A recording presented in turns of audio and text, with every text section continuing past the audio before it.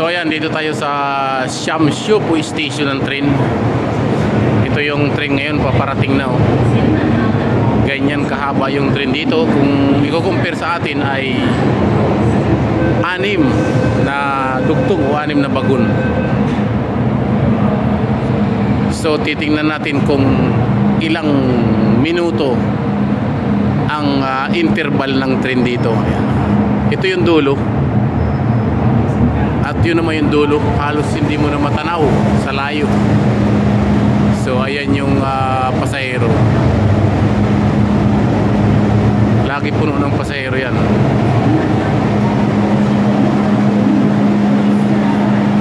So titingnan natin kung gaano ka bilis ng interval ng kanilang train dito. So ayan, at paalis na.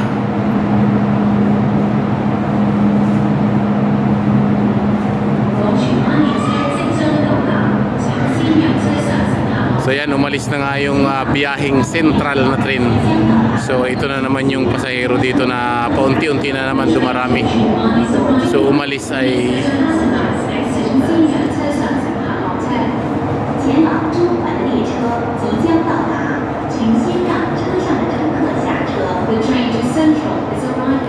so ayan, paparating na naman daw yung train na biyaheng Central ito.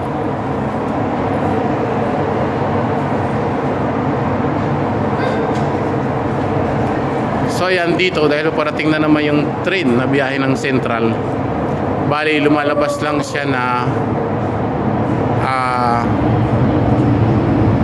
35 seconds, wala pang 1 minuto may train na naman. Ganyan kabilis ang train dito. Ayan.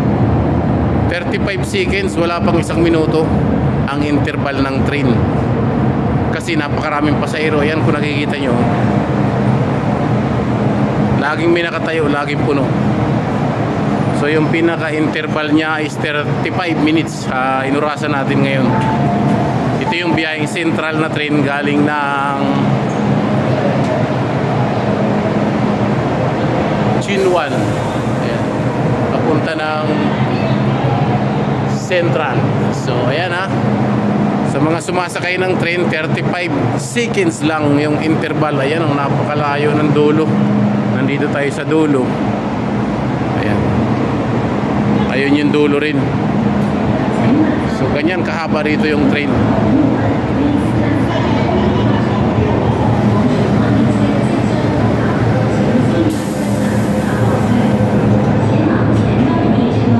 So within 35 seconds may dumarating na train. So ayan. Shout out sa mga nandito sumasakay ng train. So, maraming salamat sa nanonood ng aking munting YouTube. Maraming salamat sa inyo.